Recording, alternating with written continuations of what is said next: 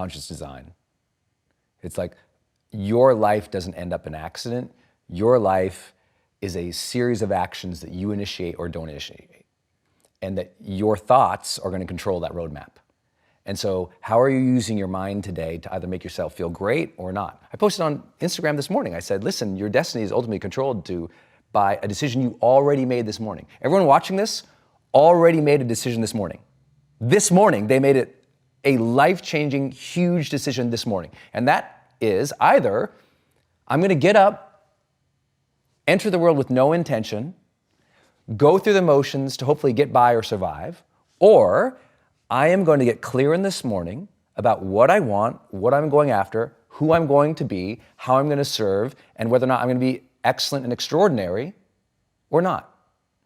And the problem is most people never make that conscious decision. So I was learning early on, make the conscious decision about who you want to be each day, stay congruent with that. And that was, for me, a kid who's just going through the motions, all of a sudden going, oh, who do I want to be?